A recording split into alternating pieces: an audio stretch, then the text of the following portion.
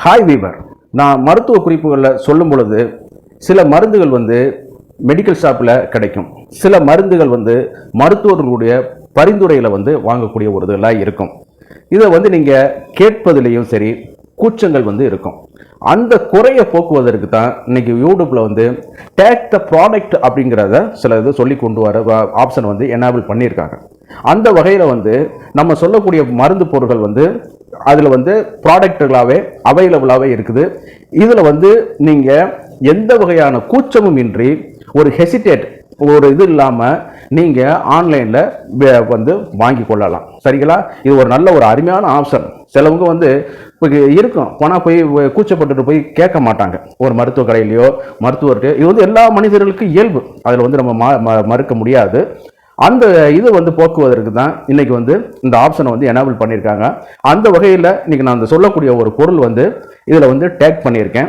சரிங்களா? அதை நீங்கள் அந்த இதில் ஆன்லைனில் நீங்கள் வாங்கி கொள்ளலாம். இதன் மூலம் தேவையில்லாத பதட்டங்கள், வெளியில் போய் நம்ம கூச்சப்பட்டு நம்ம குறைகளை சொல்கிறதுக்கு சங்கடப்பட்டுட்டு இருக்கிறதெல்லாம் மாறிடும். சரி, வழக்கம் போல் நிகழ்ச்சிக்கு போகிறதுக்கு முன்னாடி உங்கள்கிட்ட ஒரு சின்ன வேண்டுகோள். இந்த நிகழ்ச்சி உங்களுக்கு பிடிச்சிருந்துன்னு கேட்டிங்கன்னா லைக் பண்ணுங்கள். அதே நேரம் மற்றவர்களுக்கு பயனுள்ளதாக இருக்குன்னு கேட்டிங்கன்னா ஷேர் பண்ணுங்கள். மறந்துடாமல் எனக்கு சப்ஸ்கிரைப் பண்ணுங்கள். அதே நேரத்தில் நான் டேக் பண்ணியிருக்கக்கூடிய, அதாவது டெஸ்கிரிப்ஷனுக்கு கீழே வந்துட்டே இருக்கும், அந்த பொருட்களை நீங்கள் ஜஸ்ட் போய் ஒரு பார்வையிடலாம். வாங்கணுங்கிறதுலாம் கிடையாது, பார்வையிடலாம். நான் உங்கள் டாக்டர் குமார். வாங்க நம்ம நிகழ்ச்சிக்குள்ளே போகலாம்.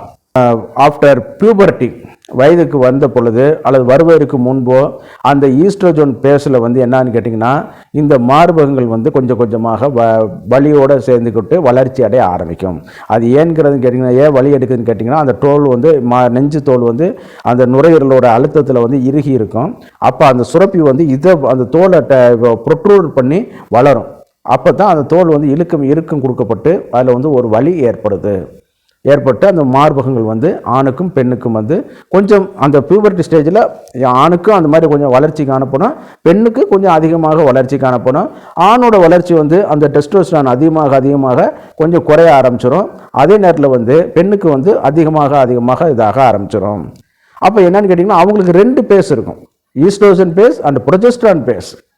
ஈஸ்ட்ரோஜன் பேஸில் அந்த மார்பகங்கள் வளர்ச்சி அடைஞ்சு சென்சிட்டிவிட்டி அந்த மாதிரியான இதெல்லாம் வளர ஆரம்பிக்கும்.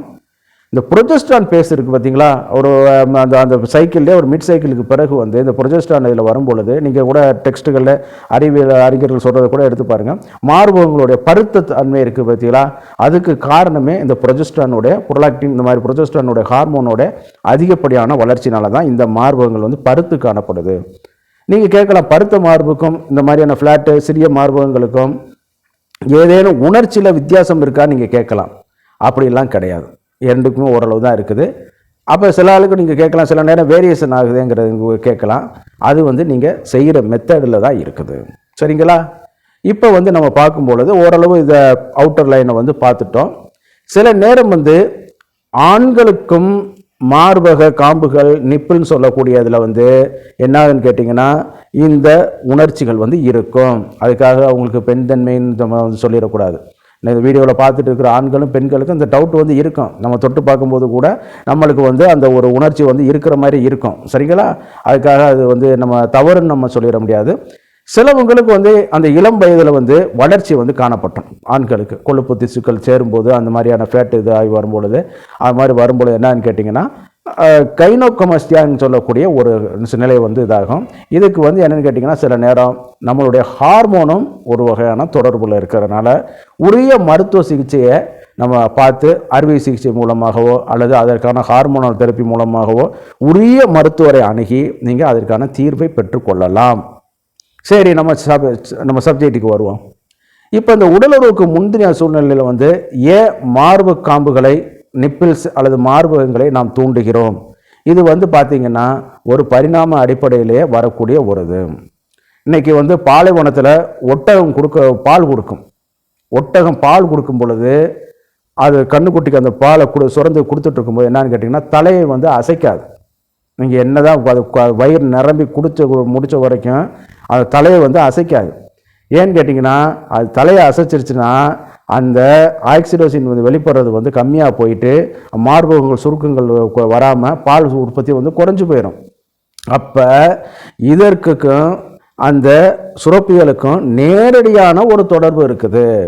சில நேரம் நம்ம பார்க்கலாம், தாய்ப்பால் கொடுக்கக்கூடிய தாய்மார்களை நம்ம பார்க்கலாம், பால் இருக்குங்கிறதே தெரியாது. அந்த குழந்தை வந்து அது மார்பில் வாயை வச்ச உடனே என்னன்னு கேட்டிங்கன்னா, அது வந்து இந்த ஆக்சிடோசினை வந்து பிரெயினில் வந்து தூண்டப்பட்டு அது வந்து பாலை வந்து சுரக்க ஆரம்பிக்கும். அப்போ அது குழந்தை கொடுக்கும். அதனால தான் குழந்தை பால் கொடுக்கும்போது என்ன சொல்லுவாங்கன்னு கேட்டிங்கன்னா, அசையக்கூடாது, ஆடக்கூடாது, இந்த மாதிரியான பேசக்கூடாது, இந்த மாதிரியான தவறான சிந்தனை செய்யக்கூடாது, கோவப்பட்டு சண்டை போட்டுட்டு வந்து குழந்தைகளுக்கு பால் கொடுக்கக்கூடாது.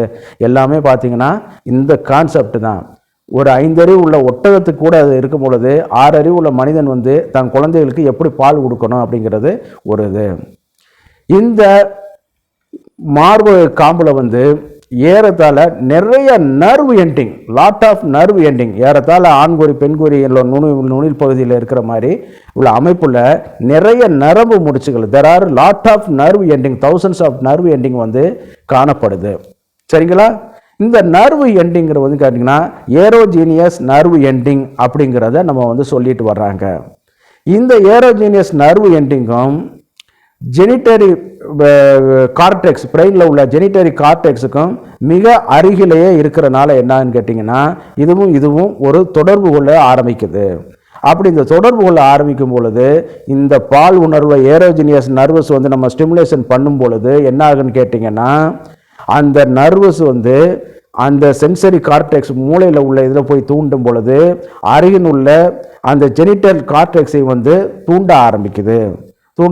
நார்மலாக இது எப்படி சிம்பிளாக நான் சொல்கிறேன்னு கேட்டிங்கன்னா, பஸ்ஸில் போகும்போது வாந்தி எடுப்போம், எல்லோரும் பார்த்துருப்பீங்க. ஏன் கண்ணை பொத்தி வச்சுன்னா வாந்தி வராது? ஏன்னு கேட்டிங்கன்னா இந்த விசுவல் ஏரியாவும் வாமிட்டிங் ஏரியாவும் பிரெயினில் பக்கத்தில் இருக்குது. அப்போ என்னன்னு கேட்டிங்கன்னா, பஸ்ஸில் போகும்போது எல்லாமே ரிவர்ஸில் போகிற மாதிரி உங்களுக்கு இருக்கும் பொழுது அப்போ என்னன்னு கேட்டிங்கன்னா இந்த விசுவல் ஏரியா ரொம்ப வந்து உணர்ச்சி வசப்பட்டு அல்லது அதனுடைய பணிகள் வந்து அதிகமாக அதில் புரோட்டான் பம்பு வந்து அதில் அதிக அளவு இயங்க ஆரம்பிக்கும் பொழுது என்ன நடக்கும்னு கேட்டிங்கன்னா, அந்த அருகில் உள்ள வாமிட்டிங் சென்டரையும் பாதிக்கப்படுது.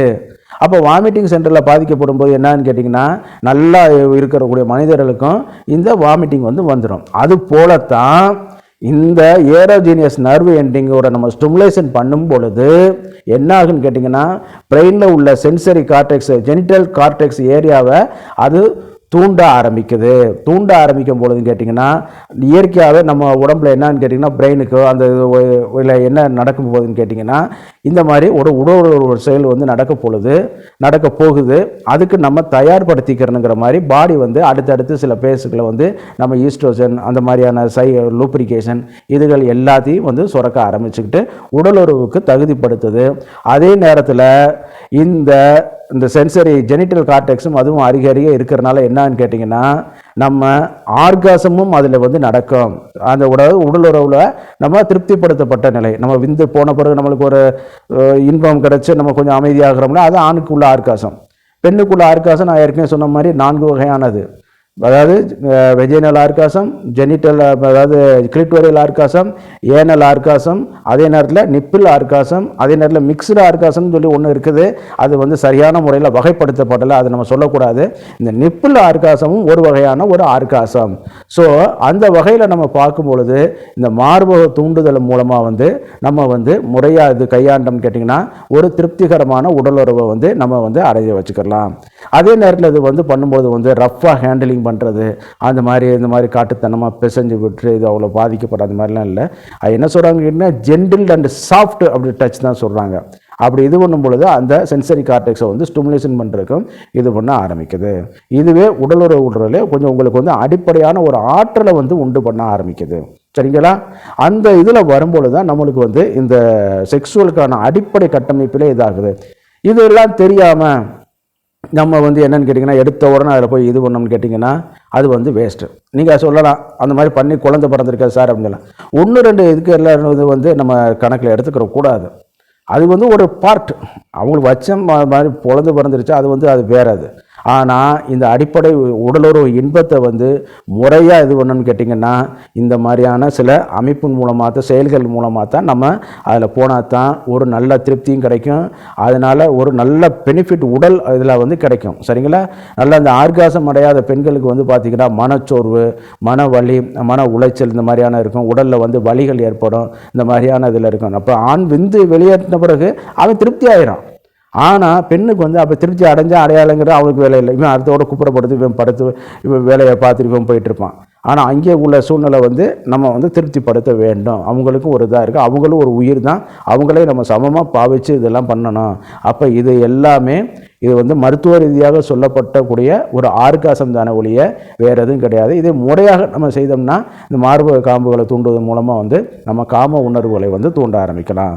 சரி, நீங்கள் கேட்கலாம், ஆண்களுக்கும் அந்த மாதிரி இருக்குமா சார்னு கேட்டால் கண்டிப்பாக இருக்கும். அதுக்கான இதுகள் வந்து பார்த்திங்கன்னா இதே இதுதான். நம்ம ஹார்மோனுக்கும் அதுக்கும் தவறான ஒரு இது கிடையாது. இந்த ஏரோஜீனியஸ் நர்வு எண்டிங் வந்து அவங்களுக்கு வந்து இருக்கும். ஆனால் பாடி பில்டராக இருந்தாலும் சரி இந்த மாதிரியான இதுகள் இருக்கும். அந்த ஏரோஜீனியஸ் நர்வு எண்டிங் வந்து பார்த்திங்கன்னா அந்த பிரெயினில் உள்ள சென்சரி, அதாவது ஜெனிட்டல் கார்டெக்ஸுக்கு அருகில் இருக்கிறனால இந்த மாதிரியான ஒரு எரட்டிக்கான ஒரு சூழ்நிலைகள் ஒரு உண்டு பண்ணுறதுக்கு ஒரு அடிப்படையாக ஒரு இதாகுது. அதனால் ஒன்றும் கிடையாது. ஆணுக்கும் பெண்ணுக்கும் ரெண்டையும் அந்த மார்பகத்தை வந்து சமமாக தான் வச்சுருக்காங்க இறைவன். ஆமாம், மற்றவரையே வந்து அருகில் உள்ள அரசு பதிவு பெற்ற ஆயுர்வேத சித்த மருத்துவர்களை நீங்கள் அணுகுனீங்கனால இது சம்பந்தமான விஷயங்கள் வந்து உங்களுக்கு வந்து அறிவுரைகள் வந்து சொல்லுவாங்க. சரிங்களா? வழக்கம் போல் நிகழ்ச்சியோட இறுதிப்பதிக்கு வந்துட்டோம். இந்த நிகழ்ச்சி உங்களுக்கு பிடிச்சிருக்குன்னு கேட்டிங்கன்னா லைக் பண்ணுங்கள். அதே நேரம் மற்றவர்களுக்கும் பயனுள்ளதாக இருக்குன்னு கேட்டிங்கன்னா ஷேர் பண்ணுங்கள். மறந்துடாமல் எனக்கு சப்ஸ்கிரைப் பண்ணி ஹெல்ப் பண்ணுமாறு பணியோடு கேட்டுக்கொள்கிறேன். அதே நேரத்தில் இந்த மாதிரியான ப்ராடக்ட் எல்லாம் டேக்குங்கிறதுல வந்து நான் வந்து மென்ஷன் பண்ணியிருக்கேன். டெஸ்கிரிப்ஷனுக்கு கீழே அந்த இது வந்துட்டுருக்கோம். அதை வந்து நீங்கள் போய் பார்வையிட்டு இந்த மாதிரிலாம் பொருட்கள் இருக்குதுங்கிறத நீங்கள் வந்து போய் வந்து பாருங்கள். சரிங்களா? அப்படின்னா நம்ம சில இதெல்லாம் பார்த்தீங்கன்னா ஒரு மெடிக்கல் ஷாப்லேயோ ஒரு டாக்டர்ஸ்லேயோ போய் வாங்க முடியாத இன்றைக்கி வந்து ஈஸியாக அந்த ஆன்லைன் மூலமாக நம்ம வந்து தருவிச்சு வாங்கி கொள்ளலாம். அதே நேரம் இந்த வீடியோ விளக்கங்களும் உங்களுக்கு வந்து போதுமானதாக இருக்கும்னு நினைக்கிறேன். மீண்டும் ஒரு வீடியோவில் சந்திப்போம். நன்றி, வணக்கம்.